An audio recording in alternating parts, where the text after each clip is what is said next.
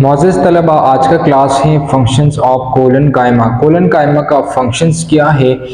Mechanical support to the plant organ. सबसे पहले ये मैकेनिकल टिश्यू के तौर पर प्लांट बॉडी के अंदर मौजूद होता है और ये प्लांट के बॉडी को मैकेनिकल सपोर्ट प्रोवाइड करता है।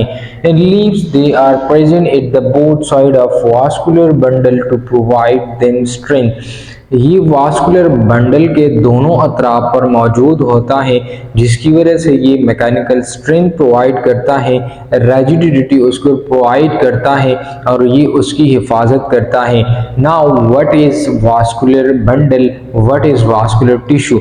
वो टिश्यू जो कि कंडक्शन का काम करते हैं, जो कि चीज़ों को एक जगह से दूसरी जगह ले जाने का काम करते हैं, तो उसको वास्कुलर बंडल कहा जाता है। तो प्लांट्स के अंदर देखें तो there are two types of vascular tissue are present. One is called phloem which translocate food from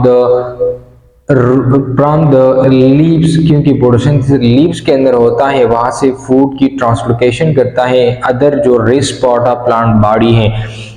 इसके अलावा जाइलम जो है वो वाटर की ट्रांसपोर्टेशन करता है। तो ये यहाँ पर इस डायग्राम के अंदर आप देखें जाइलम, ये जो कुछ रेड कलर से सेल्स मैंने बनाए हैं, तो ये जाइलम है जो कि बिल्कुल इंटरनली मौजूद होता है। इसके बाहर वाली साइड पर फ्लोएम मौजूद होता है और यहाँ जो ग्रीन कलर से मैंने ये यहाँ से लेकर यहाँ तक जो सेल्स ड्रॉ की हैं, यहाँ पर ग्राउंड टिश्यू मौजूद होते हैं और इस ग्राउंड टिश्यू में यहाँ पर कोलन कायमा भी मौजूद होता है। तो इस साइड पर भी कुछ कोलन कायमा मौजूद होते हैं और यहाँ इंटरनली भी कुछ कोलन कायमा मौजूद होते हैं, जो कि ये वास्कुलर टिश्यू की हिफाजत करते हैं और उसको स्ट्रेंथ, मैकेनिकल स्ट्रेंथ प्रोवाइड करते हैं। कोलन कायमा विद क्लोरोप्लास्ट, कोलन कायमा जो कि जिसके पास क्लोरोप्लास्ट हो तो वो फोटोसिंथेसिस में हिस्सा लेते हैं और अपनी खुराक को हासिल करते हैं, तैयार करते हैं। It is living mechanical tissue in plants. Living mechanical tissue जो कोलन कायमा है, ये लिविंग मैकेनिकल टिश्यू है। मेनली प्राइमरी प्लांट पार्ट्स, ये मैकेनिकल टिश्यू हैं जो मेनली प्राइमरी प्लांट पार्ट्स जो बनते हैं, तो उसकी हिफाजत का जिम्मा कोलन कायमा टिश्यू अपने सर ले लेता है। More flexible then sclerenchyma, ये मोर फ्लेक्सिबल है, it is more plastic in nature, so इस वजह से ये एक्सटेंड कर जाते हैं और ये मोर फ्लेक्सिबिलिटी को शो करता है।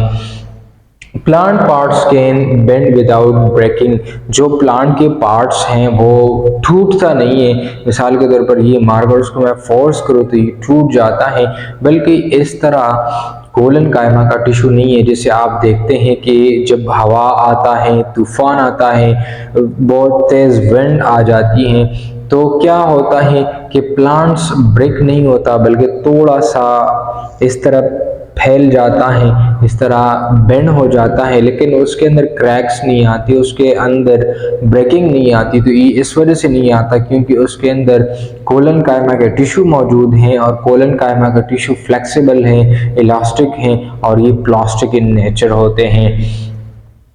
Permit the growth and elongation of plant parts, ये ग्रोथ और इलांगेशन को कॉज करते हैं। मिसाल के तौर पर ये हमारे साथ एक सेल है, ठीक है, हम मिसाल से बात करते हैं, मिसाल के तौर पर, ठीक है, उसके अंदर बाहर इन्वायरमेंट से यहाँ से पानी चला आता है, तो ये प्रेशर डेवलप होगा, ऑस्मोटिक प्रेशर। तो इसकी वजह से मिसाल के तौर पर इसका साइज इतना, पहले इसका ओरिजिनल साइज इतना था, अब ये सेल इतना सा थोड़ा सा बढ़ गया। तो क्या होता है कि चाहिए कि कुछ वक्त बाद ये वापस दोबारा इस पोजीशन में चला जाए, लेकिन उसके कोलन कायमा के नेचर की वजह से जब सेल किसी वजह से इस तरह एक्सटेंड कर जाता है, फैलता जाता है, तो उसके अंदर कोलन कायमा जो मौजूद होता है तो वो इस तरह की ग्रोथ को कॉज करता है, यानी इसके अंदर इलास्टिसिटी वो मौजूद होती है।